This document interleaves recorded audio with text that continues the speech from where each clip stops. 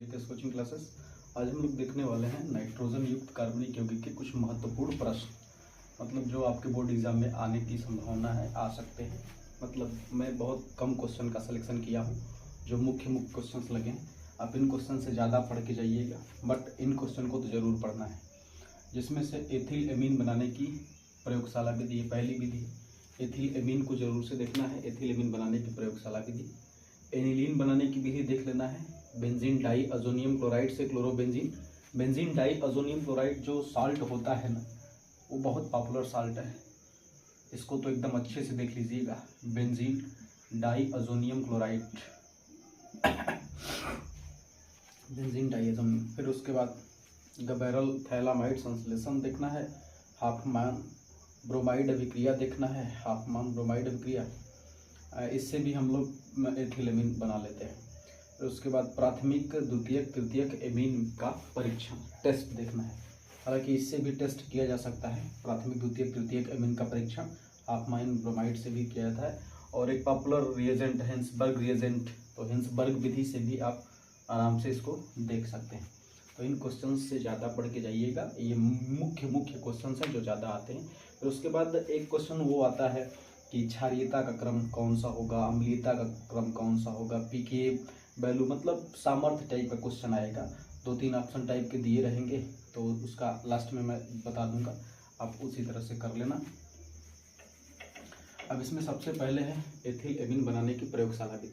अगर ये आ गया तो आप इसको कैसे सॉल्व करेंगे तो एथिल एमीन, सबसे पहले आपको उसका सिद्धांत लिख देना है प्रयोगशाला विधि में कि एथिल एमीन कैसे बनाया जाता है। तो जब प्रोपेनामाइड की अभिक्रिया, प्रोपेनामाइड का मतलब C2H5CONS2, ये हो गया आपका प्रोपेनामाइड। तो जब प्रोपेनामाइड की अभिक्रिया ब्रोमीन जल Br2 और NaOH के साथ या KOH ज़्यादा बेटर है, KOH के साथ कराते हैं 10% अप्रोक्सीमेट, इसके साथ कराते हैं, थोड़ा थोड़ा हीट करेंगे तो आपका एथिल एमीन बन के तैयार हो जाएगा। तो याद रखिएगा, एथिल एमीन बनाना है तो C2H5 के साथ किसको हमको जोड़ देना है, NH2 को जोड़ देना है। ये CO बाहर निकल जाएगा, C2H5 के साथ NH2 को जोड़ दीजिए तो ये हो जाएगा C2H5NH2 प्लस पोटेशियम है, एक ब्रोमीन के साथ अभिक्रिया करके KBr बना सकता है, प्लस KBr बन सकता है, प्लस और क्या बन सकता है, एक पोटेशियम और बचा है ऑक्सीजन के साथ अभिक्रिया करके यहाँ पर, तो K2CO3 plus K2CO3 potassium carbonate बन सकता है। बैलेंस करने के लिए जो जहाँ लगाना हो लगा दीजिए, कोई बड़ी बात नहीं है। क्या लगाना होगा बैलेंस करने के लिए, यहाँ 4 करिए तो यहाँ 2 करिए, 2 सही है, C2H5 सही है, NH2 ठीक है। देख लीजिएगा जो भी बैलेंस करने के लिए जो जहाँ जरूरत पड़े। अभी तो हाइड्रोजन बच रहा है, ऑक्सीजन भी बच गया, हाइड्रोजन ऑक्सीजन मिलके पानी H2O बना दिया। तो मेन प्रोडक्ट हमारा ये है एथिल एमीन C2H5।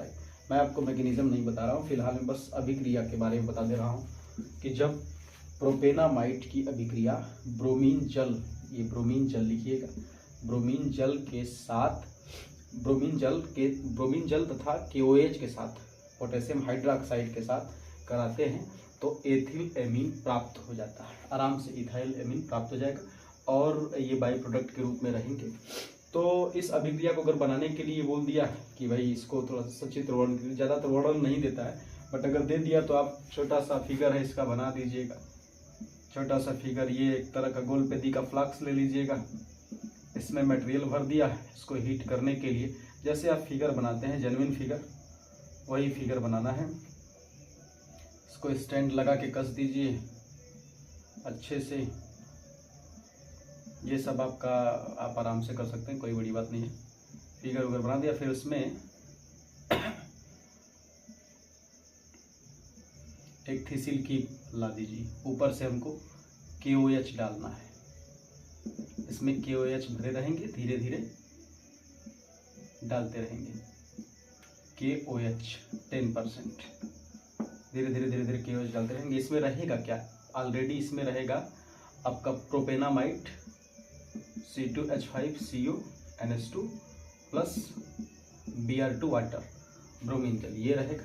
फिर यहाँ से देखेंगे तो यहाँ से गैस के रूप में ये बर्नर को ऑन कर दीजिएगा, तो यहाँ से देखेंगे कि गैसियस के फॉर्म में, गैस के रूप में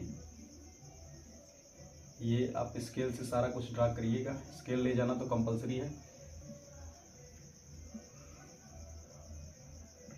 एक गैस जार यहाँ पे लगा देते हैं, लेकिन हीटिंग बहुत ज़्यादा होती है तो थोड़ा सा बीकर टाइप का लगा दीजिएगा। छोटा सा बीकर बना दिया और इस बीकर को वाटर में रख दिया ताकि इसको कूल करे, ठंडा करे। ठंडा करके यहाँ पर वाटर है, H2O है, ठंडा है, और यहाँ पर आपका जो है एथिल एमीन प्राप्त हो जाएगा। फिर उसको प्यूरिफाई भी कर सकते हैं, एथिल एमीन। तो सिंपल सा है। बाकी इसका मैकेनिज्म कैसे लिखना हो, इसको छोटा सा फिगर बना के ये रिएक्शन लिख देंगे, बस क्रिया विधि लिख दीजिए, रिएक्शन लिख दीजिए, हो जाएगा डन। इसी तरह से बस आपको पढ़ाई करना, ज़्यादा दिमाग नहीं लगाना, समय ही कहाँ है दिमाग लगाने का। तो अगर ये एथिलएमीन आ जा रहा है तो जब प्रोपेनामाइड की अभिक्रिया Br2 जल के साथ प्लस KOH के साथ कराते हैं तो इथाइल एमीन बन के तैयार हो जाता है। ठीक है, नोट कर लीजिए। तो चलते हैं अगले क्वेश्चन पे। देखिए दूसरा क्वेश्चन है एनिलीन बनाने की विधि। तो एनिलीन बनाने की विधि, हालांकि पीछे भी एक आध दो रिएक्शंस में आया है एनिलीन कैसे बनाया जाता है, बट फिर से मैं आपको कुछ रिएक्शंस को रिपीट कर दे रहा हूँ। एनिलीन बनाने की पहली विधि जो थी, मान लीजिए मुझे बनाना है नाइट्रोबेंजीन से एनिलीन, तो मेरे पास है NO2 नाइट्रोबेंजीन है, इसका रिडक्शन करा दिए नवजात हाइड्रोजन से, नेसेंट हाइड्रोजन से अभिक्रिया करा दीजिए in the presence of SN plus HCl। SN plus HCl की उपस्थिति में नेसेंट हाइड्रोजन के साथ अभिक्रिया करा दीजिए, बन के तैयार हो जाएगा एनिलीन। कभी कभी अभिक्रियाएं ऐसे भी आ सकती हैं, H2O बैलेंस करने के लिए लगा लीजिएगा 2H2O। तो ये नाइट्रोबेंजीन है, नाइट्रोबेंजीन की अभिक्रिया नेसेंट हाइड्रोजन के साथ करा रहे हैं, मतलब एक तरह से रिडक्शन करा रहे हैं। रिडक्शन का मतलब एडिशन ऑफ हाइड्रोजन, हाइड्रोजन को ऐड कर रहे हैं, SN प्लस HCl की उपस्थिति में करा रहे हैं, तो ये एनिलीन प्राप्त हो जा रहा है प्लस 2H2O, उससे हमसे मतलब नहीं। तो ये है नाइट्रोबेंजीन से एनिलीन। कभी कभी क्वेश्चन ऐसे भी पूछ सकता है कि नाइट्रोबेंजीन से एनिलीन कैसे बनाएंगे, या this plus this is equal to ये पूछ सकता है कि प्रोडक्ट क्या होगा, ऐसा भी क्वेश्चन पूछ सकता है। या अभी मैं बताया आपको कि हाफ मान ब्रोमाइड, तो उसमें क्या होता था, एक प्रकार का एमाइड लिया जाता था, तो यहाँ भी एमाइड अगर लेने का प्रयास करेंगे तो एमाइड क्या हो जाएगा, बेंजीन के ऊपर हमको NH2 लाना है, तो बेंजीन से रिलेटेड कोई एक अमाइड ले लीजिए। जैसे मैं ये ले लिया CONH2, तो ये हो गया बेंजामाइड ले लिया, बेंजामाइड का रिएक्शन करा दिया हाफ मान ब्रोमाइड। तो हाफ मान ब्रोमाइड जो अभी प्रयोगशाला विधि हम लोग यूज़ कर रहे थे, हाफ मान ब्रोमाइड मतलब ये एक तरह से ये भी रिएक्शन आपका हो जा रहा है, ये और ये तीनों हो जा रहा है। तो एथिलएमीन हम हाफ मान ब्रोमाइड से ही कराए, उसी अभिक्रिया को हाफ मान ब्रोमाइड अभिक्रिया कहते हैं। तो हाफ मान ब्रोमाइड में हमको रिएक्शन Br2 वाटर से कराना होता है, ब्रोमीन जल से कराइएगा, और इसके साथ हम लोग क्या यूज़ किए थे, 4KOH इसका यूज़ किए थे। फिर इसके बाद बनेगा क्या प्रोडक्ट, जब हीट करेंगे तो क्या प्रोडक्ट बनेगा, तो एक प्रकार का अमीन बन रहा था। अमीन, ये सारे ऑक्सीजन कार्बन सारे ऑक्सीजन हट जा रहे थे, तो ये एक तरह से यहाँ पर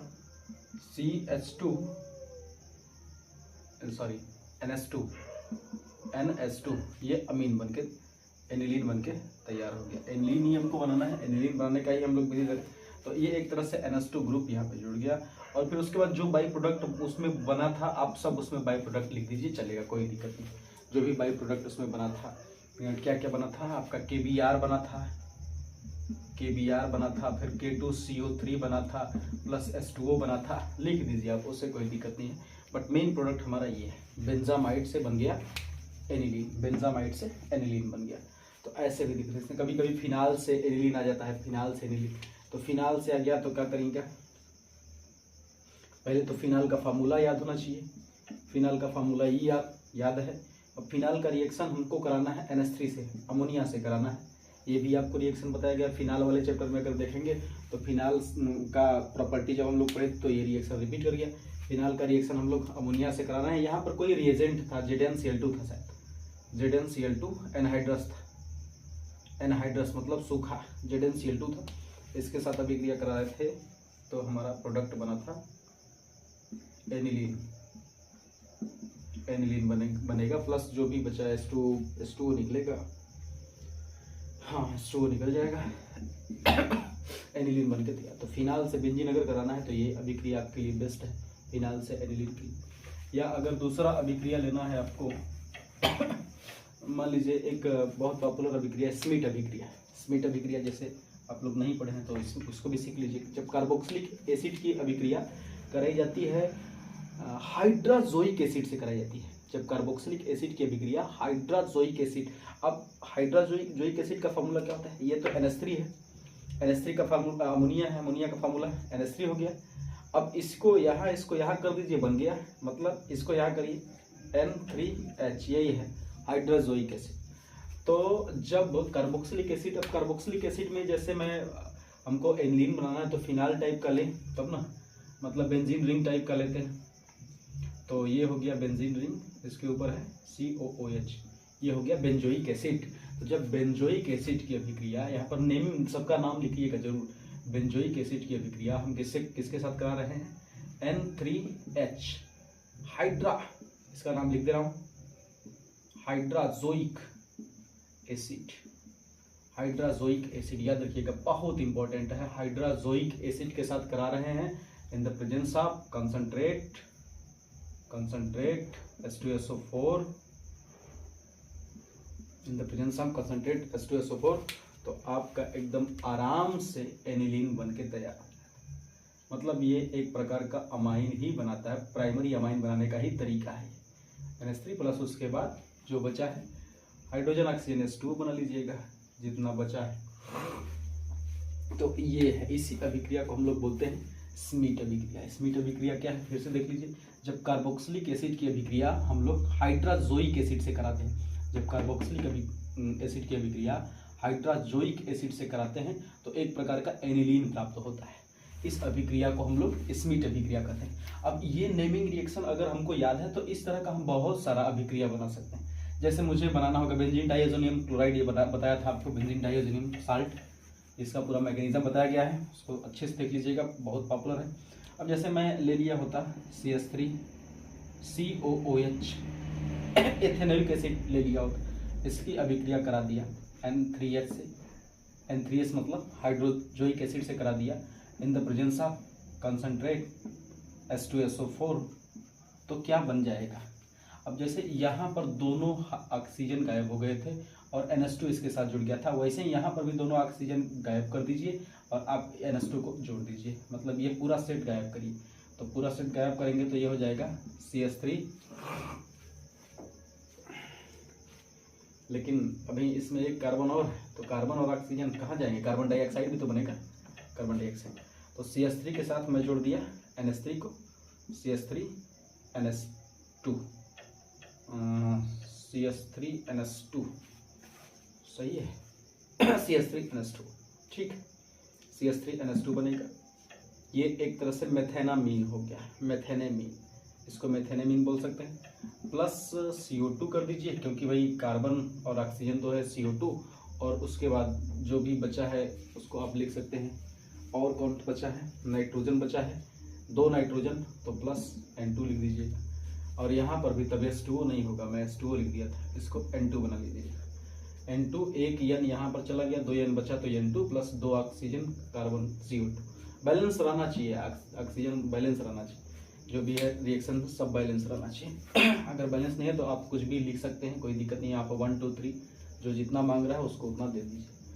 तो इस तरह से आप इन सभी अभिक्रियाओं को देखिए। देखिए नेमिंग अभिक्रिया करने से ये भी प्रॉफिट हो जा रहा है कि अगर क्वेश्चन पूछ दिया कि ये जो लिखा गया है, मान लीजिए अगर ये बेंजोइक एसिड पूछ दिया कि बेंजोइक एसिड से एनिलीन कैसे बनाएंगे, तो भी हो जाएगा। ये कार्बोक्सिलिक एसिड से अमीन बनाना है, वो चलते हैं स्मिट अभिक्रिया के घर, तो स्मिट अभिक्रिया वाला फार्मूला लगा। अगर आपको एथेनोइक एसिड से बनाना होगा मेथिल एमीन, एथेनोइक, अब यहाँ पर कार्बन को क्या करना है, डिक्रीज करना है, तो कार्बन को अगर डिक्रीज करना है तो आप स्मिथ अभिक्रिया के पास जा सकते हैं, आराम से कार्बन को डिक्रीज करती है। जैसे उर्ज अभिक्रिया कार्बन के नंबर को क्या करता है, इंक्रीज करता है, वैसे ये स्मिथ अभिक्रिया कार्बन के नंबर को डिक्रीज कर रहा है। देखिए यहाँ पे 2 कार्बन दिख रहे हैं, बट यहाँ पर 1 कार्बन प्राप्त हो गया है। तो ऐसे ही प्रोसेस करते हैं। आप इन अभिक्रियाओं को देख लीजिए, अच्छे से लर्न कर लीजिए, और भी इन पर प्रैक्टिस करना है तो कर लीजिए। देखिए ये रिएक्शंस बहुत इंपॉर्टेंट है, या कहीं तो क्वेश्चन बहुत इंपॉर्टेंट है। प्राथमिक, द्वितीयक एवं तृतीयक एमीन का परीक्षण, जैसे प्राथमिक, द्वितीयक, तृतीयक एल्कोहल का परीक्षण देखा था, वैसे ही प्राथमिक, द्वितीयक, तृतीयक एमीन का भी परीक्षण होता है। तो इसमें हम लोग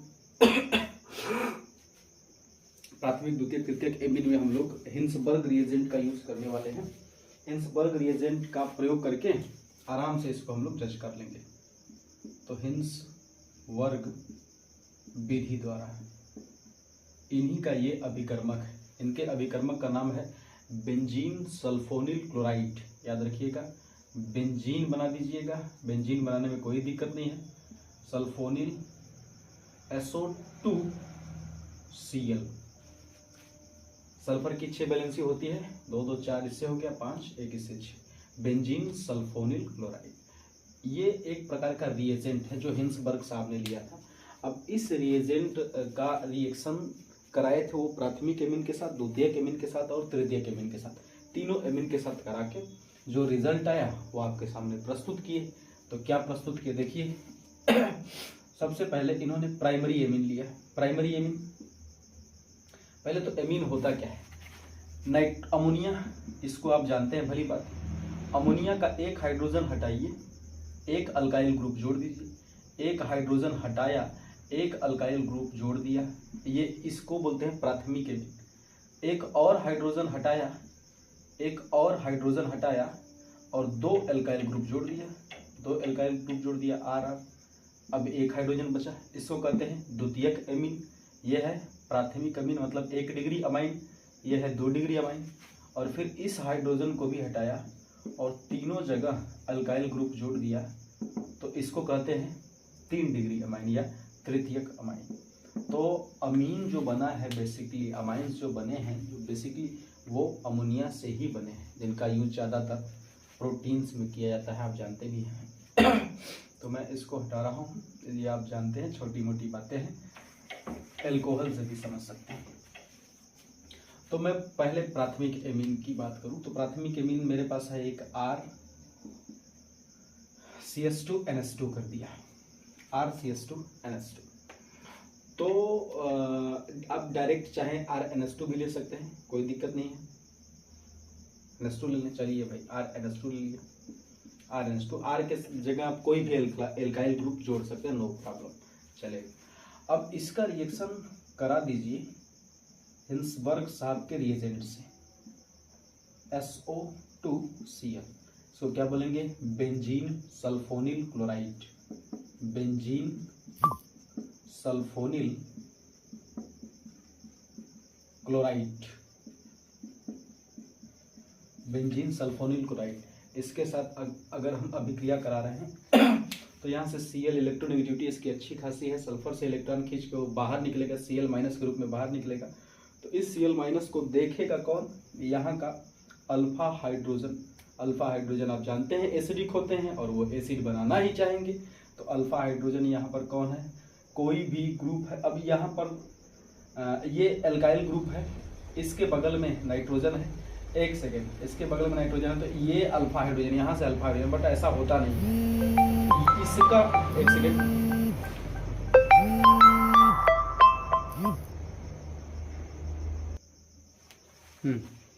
तो ये जो Cl है इसके पास 2 हाइड्रोजन हैं अभी। अब एक Cl क्या करेगा, एक हाइड्रोजन को रिप्लेस करेगा और यहाँ से बाहर निकल जाएगा क्या, HCl। अब उसके बाद आपको कुछ नहीं करना है, इसको इसी के साथ ऐड कर देना। अच्छा, इसको मैं शॉर्टकट में क्या लिखूंगा, अगर मैं इसको शॉर्टकट में लिखना चाहूँ तो इसको शॉर्टकट में क्या मैं लिख सकता हूँ, क्या मैं लिख सकता हूँ, C6H5 और SO2Cl, ये लिख सकता हूँ। तो यहाँ से तो Cl बाहर निकल गया, तो Cl बाहर निकल गया, तो जो बचा है इसको आप लिख दीजिए, तो जो बचा है मैं डायरेक्टली उसको लिख दिया। क्या बचा? RNS2, फिर उसके बाद C6H6SO2, RNS2 H5 ना, C6H5NS2SO2 हो सकता है। या अगर आप ऐसे नहीं लिखना चाहते हैं, इसको आप इसी के रूप में लिखना चाहते हैं तो उसके रूप में भी लिख सकते हैं। इसके रूप में लिखेंगे तो कैसे लिखेंगे? बेंजीन बना लीजिएगा, सिंपल सा है। बेंजीन बना लिया, बेंजीन बनाने के बाद SO2 लिख लीजिए, SO2 Cl जो है यहाँ पे नहीं, Cl तो चला गया रिएक्शन, एक हाइड्रोजन लेके चला गया। RNH बचा है, RNH इसी से जोड़ दीजिए, RNH ऐसे लिख दिया RNH। या आप ऐसे कर सकते हैं, यहाँ से नाइट्रोजन जोड़ दीजिए, एक हाइड्रोजन और एक एल्काइल ग्रुप जोड़ दीजिए, तो भी सही माना जाएगा, कोई दिक्कत नहीं है। अब इसका नाम क्या हो गया? N से एल्काइल ग्रुप जुड़ा है तो N alkyl benzene sulphonamide, benzene sulphonamide, N alkyl benzene sulphonamide. अब ये जो स्पीसी बनी है ये KOH में विलेय है, KOH में विलेय रहेगी, क्योंकि हमको टेस्ट करना है। टेस्ट करके देखेंगे KOH में घुल रही है कि नहीं, तो KOH में सॉल्युबल है। और इसका जो अगर मैं एसिडिक बेसिक की बात करूं तो ये एसिडिक नेचर का होता है, एसिडिक प्रवृत्ति की होती है, मतलब अम्लीय प्रवृत्ति की होती है। तो अगर ऐसा कंडीशन बना तो हम जान जाएं कि ये प्राइमरी अमाइंस है। अब द्वितीयक अमाइन में क्या होता है? सारा कुछ प्रोसेस ऐसे ही करिएगा, सब कुछ ऐसे ही करना है, बट यहाँ पर आपको 2 एल्काइल ग्रुप जोड़ना है, एक हाइड्रोजन ये हट जाएगा। तो प्राइमरी अमीन अगर समझ में आ गया तो मैं इसी में बना दे रहा हूँ। अब देख लीजिए, प्राइमरी अमीन नोट कर लीजिए। अब सेकेंडरी अगर मैं 2 डिग्री अमीन, क्योंकि ये 1 डिग्री अमाइंस है, ये 1 डिग्री अमाइंस है, क्यों? क्योंकि नाइट्रोजन जो है 1 डिग्री कार्बन से जुड़ा है। अब अगर मैं एक हाइड्रोजन मिटाया और एक R और जोड़ दी तो ये 2 डिग्री अमाइन हो गया।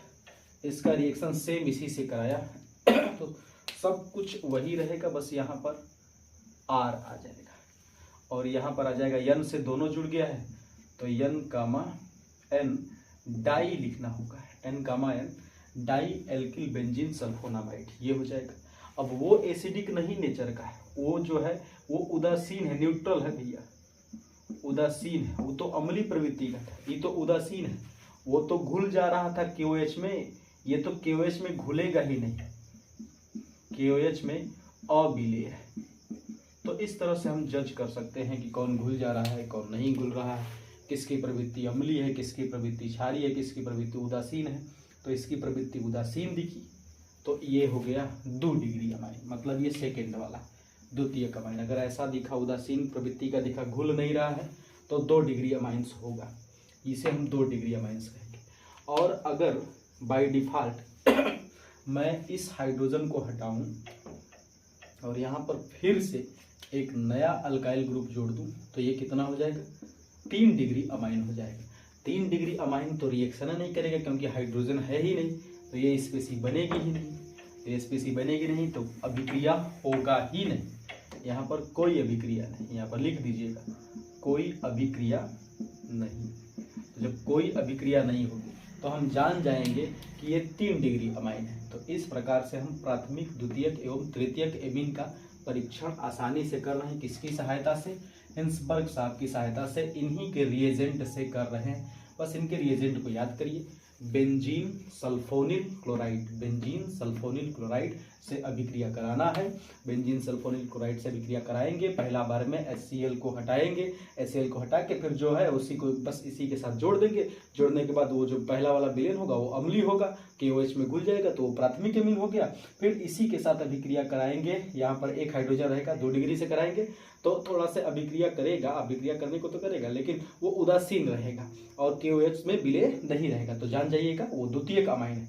और अगर 3 डिग्री अमाइन लिए रहेंगे तो 3 डिग्री अमाइन तो अभिक्रिया करेगा ही नहीं क्योंकि इसके पास हाइड्रोजन ही नहीं है। जब हाइड्रोजन ही नहीं है तो अभिक्रिया ही नहीं करेगा, तो हम जान जाएंगे कि ये 3 डिग्री अमाइन है। चलिए आगे कुछ इंपॉर्टेंट क्वेश्चंस और देखते हैं, इसको नोट कर लीजिए। एक नेक्स्ट क्वेश्चन है क्षारीय प्रबलता का क्रम, मतलब इसका बेसिक आर्डर बताना है आपको कि बेसिक आर्डर इसका क्या होगा। तो ये भी आराम से क्वेश्चन कर सकते हैं, बेसिक आर्डर वाला भी क्वेश्चन कर सकते हैं। तो बेसिक नेचर और एसिडिक नेचर के लिए क्लास 11th में जाना होगा। आप जानते हैं एसिडिक नेचर के लिए जिम्मेदार होता है, ज़्यादातर हम लोग चेक करते हैं माइनस आई इफेक्ट, और बेसिक नेचर के लिए जिम्मेदार होता है प्लस आई इफेक्ट। ये एक तरह का इंडक्टिव इफेक्ट होता है जो कि इस बेसिक के अंदर होता है। अब माइनस आई इफेक्ट का मतलब कि इलेक्ट्रॉन को अपनी ओर खींचना, प्लस आई इफेक्ट का मतलब इलेक्ट्रॉन को अपनी ओर अपने से दूर ढकेलना।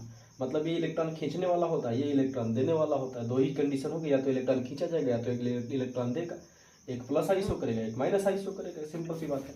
तो याद रखना, एसिडिक नेचर अगर देखना चाहते हैं तो जिसका प्लस आई जितना ज़्यादा होता है वो उतना ज़्यादा बेसिक नेचर शो करता है, और जिसका माइनस आई जितना ज़्यादा होता है वो उतना ज़्यादा एसिडिक नेचर शो करता है। मतलब माइनस आई एसिडिक के लिए और प्लस आई बेसिक के लिए, माइनस आई एसिडिक के लिए, प्लस आई बेसिक के लिए। तो दो क्वेश्चन बनते हैं यहाँ से, एक इथाइल को लेकर बनता है, एक मिथाइल को लेकर बनता है। मतलब ऐसे ही बन सकता है CS2 CS2NH2 CS3NH2 CS3NH2, फिर उसके बाद CS3 का होल ट्वाइस NH, फिर उसके बाद ये बन सकता है CS3 का होल थ्राइस N, फिर उसके बाद NH3। कहने का मतलब यहाँ पर मिथाइल ग्रुप लिया गया है, यहाँ पर CS3 लिया गया है, और यहाँ पर क्या लिया गया है C2H5, ये ग्रुप लिया गया है। बाकी आप जानते हैं कि ये 1 डिग्री अमाइन है, this is 1 degree, this is 2 degree and this is 3 degree. ये 1 डिग्री 2 डिग्री 3 डिग्री। तो याद रखिएगा, क्वेश्चन में अगर गैसीय अवस्था में दिया है, दो कंडीशन होता है। पहला है गैसीय अवस्था और दूसरा है एक्वस, जलीय।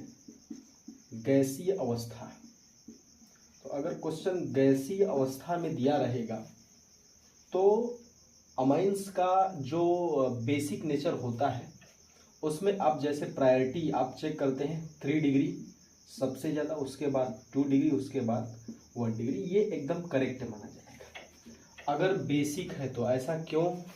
क्योंकि 3 डिग्री में ना नाइट्रोजन के पास 3 अल्काइल ग्रुप जुड़े हैं। मान लीजिए कि यहाँ से भी CS3 जुड़ा है, यहाँ भी CS3 है और यहाँ पर भी CS3 है। CS3 अच्छा खासा प्लस आई इफेक्ट शो करता है, मतलब इलेक्ट्रॉन देने का काम करता है। तो अगर इसके पास बेसिक नेचर का मतलब लोन पेयर देना, किसी को लोन पेयर ये देगा, तो लोन पेयर देगा तो इसके पास इलेक्ट्रॉनों की कमी होगी, तो कोई आप इसको सपोर्ट करेगा तो ये तो स्टेबल होगा, और जो स्पीसीज जितना स्टेबल होगी वो उतना ज़्यादा लोन पेयर देने का प्रयास करेगा, उतना ज़्यादा बेसिक नेचर को शो करेगा। तो कहने का मतलब प्लस आई इधर से भी CS3 खूब दे रहा है इलेक्ट्रॉन, इधर से भी CS3 खूब इलेक्ट्रॉन दे रहा है, इधर से दे रहा है, तो ये सोचेगा कि हमारे पास जब पैसा आ ही रहा है तो देते हैं हम, नेचर हम अच्छा से शो करते हैं। तो गैसियस स्टेट में तो ये बात सही हो जाती है, 3 डिग्री सबसे ज़्यादा स्टेबल, उसके बाद 2 डिग्री, उसके बाद 1 डिग्री। लेकिन एक्वस स्टेट में ऐसा नहीं है, क्योंकि वो एक्सपेरिमेंटियल है। थोड़ा सा और भी कुछ रीज़न है, बट मैं बताऊंगा नहीं अभी फिलहाल में, क्योंकि वीडियो लंबा हो जाएगा बताऊंगा। तो आपको 60 में पढ़ाना है, क्योंकि एग्जाम में बस अच्छा स्कोर कर लीजिए फिलहाल। बाकी तो इसके ऊपर बहुत बड़ा लेक्चर है। तो CS3 ये 3 डिग्री, इधर भी कार्बन, इधर भी कार्बन, इधर भी कार्बन, ये 3 डिग्री कार्बन से जुड़ा है। तो कहने का मतलब गैसीय अवस्था में है तो कोई भी रहे कोई दिक्कत नहीं है, कोई मैटर नहीं करता। CS3 या C2H5 पे कुछ नहीं मैटर करता है, 3 डिग्री 2 डिग्री 1 डिग्री को जिता दीजिएगा। लेकिन अगर एक्वस स्टेट में रहेगा, एक्वस में है, दूसरा मैं बता दे रहा हूँ, अगर जलीय दिया रहेगा, ज़्यादातर यही आता है क्योंकि इसी से कन्फ्यूजन हो जाता है। तो अगर जलीय अवस्था में है तो आप 2 डिग्री को जिताइएगा, फिर उसके बाद 3 डिग्री, फिर उसके बाद 1 डिग्री को जिताइएगा। लेकिन इसको अगर आप जिता रहे हैं, अगर इस तरह से कर रहे हैं, तो यहाँ पर जो R की वैल्यू है वो C2H5 होनी चाहिए, C2H5 होनी चाहिए R की वैल्यू, C2H5 मतलब पहला वाला पैटर्न C2H5 होना चाहिए। और अगर आप ये पैटर्न लगा रहे हैं 2 degree is greater than 1 degree is greater than 3 degree, हालांकि थोड़ा सा सॉल्युबिलिटी का रीज़न है, अभी बताया नहीं जा सकता है क्योंकि समय नहीं है। 2 डिग्री 1 डिग्री 3 डिग्री, तो यहाँ पर R जो एल्काइल ग्रुप है इसमें जोड़ना है मिथाइल ग्रुप, CH3 को जोड़ना है। क्यों है रीज़न, बाद में अलग से वीडियो इसका बन जाएगा, देख लीजिएगा, रीज़न भी बहुत इंटरेस्टिंग है। तो हालांकि ये जो डाटा आया हुआ है, हमने तो सोचा ये था, लेकिन हो गया, ये केमिस्ट्री है, जानते ही है, कुछ भी हो जाता है। ये एक्सपेरिमेंटल डाटा है, एक्सपेरिमेंट से ये डाटा आया है कि अगर मिथाइल ग्रुप है तो ये प्रायोरिटी दिया जाता है, कैसा, मीडियम रहना चाहिए, एक्वस मीडियम रहना चाहिए, और अगर इथाइल ग्रुप है तो ये प्रायोरिटी। अब जैसे आपको ये क्वेश्चन सॉल्व करना है, तो इसमें सबसे ज़्यादा अगर बेसिक नेचर कोई शो करेगा तो ये वाला शो करेगा, ये सबसे ज़्यादा बेसिक नेचर को शो करेगा। तो अगर मैं बेसिक नेचर का आर्डर अगर इसका लिखूं तो ये सबसे ज़्यादा C2H5 का होल ट्वाइस NH, ये सबसे ज़्यादा। फिर इससे कम कौन होगा, इससे कम ये एक्वस में मैं लिख रहा हूँ, गैसियस अवस्था है तो ये चला है कोई दिक्कत नहीं, लेकिन अगर ये एक्वस है तो ये वाला। इसके बाद 3 डिग्री कौन है, ये है C2H5 का होल थ्राइस N। फिर उसके बाद 2 डिग्री 1 डिग्री C2H5 NH2, और हम लोग कंपेयर करते हैं अमोनिया से NH3। ये बेसिक आर्डर का डिक्रीजिंग पॉइंट, मतलब डिक्रीज करता हुआ बेसिक आर्डर लिखा गया है आपको। अगर यही मान लीजिए, इसका तो मैं कर दिया सॉल्यूशन, अगर यही मिथाइल ग्रुप अगर रहता तो ये वाला पैटर्न आपको लगाना है, याद रखिएगा। क्यों हुआ है, एक्सपेरिमेंट से डाटा आया है, तो थोड़ा सा दिमाग लगा के कर लीजिए। गैसियस स्टेट है तो कोई दिक्कत नहीं, कर लेते, तो ये इसलिए है। अब यहाँ पर है CH3 का होल ट्वाइस NH, ये 2 डिग्री हो गया। फिर उसके बाद 1 डिग्री अमाइन, 1 डिग्री अमाइन क्या हो जाएगा, CH3NH2, ये 1 डिग्री अमाइन हो गया, क्योंकि नाइट्रोजन से 2 हाइड्रोजन जुड़ा है, एक ही कार्बन जुड़ा है। फिर उसके बाद 3 डिग्री अमाइन जोड़ दीजिए, CH3 का होल थ्राइस N, फिर उसके बाद NH3 कर दीजिए, ये आर्डर चलता है। अब आपको याद करने का ट्रिक है, दोनों कंडीशन में जीतता है कौन, 2 डिग्री वाला। दोनों कंडीशन में जीतता कौन है, 2 डिग्री वाला। फिर उसके बाद हमको 1 और 3 को प्रायोरिटी देना है कि 1 और 3 में हम किसको आगे पीछे कब लिखें। तो ई ग्रुप इससे भारी ग्रुप है, बल्कि ग्रुप है। देखिए यहाँ पर 2 कार्बन है, इसमें 1 कार्बन है, ये भारी ग्रुप है। तो भारी का मतलब क्या, हैवी। हैवी का मतलब 3 बड़ा है कि 1 बड़ा है, 3 बड़ा है, तो ये कर लीजिए सर, कभी गलत नहीं होगा। और ये हल्का ग्रुप है तो इसमें 1 वाले को जिता दीजिए, डन, कभी गलत नहीं होगी। तो इस तरह से आप इस अमाइंस में इंपॉर्टेंट रिएक्शंस को देखिएगा, और इससे ज़्यादा हो सके तो रिएक्शंस को देख के जाइए, और कोई भी रिएक्शन, नेमिंग रिएक्शन करिए तो उस पर जरूर क्वेश्चन सॉल्व करिए, नहीं तो क्वेश्चन नहीं बनेगा, ऐसे थोड़ी हो जाएगा। ठीक है, ओके।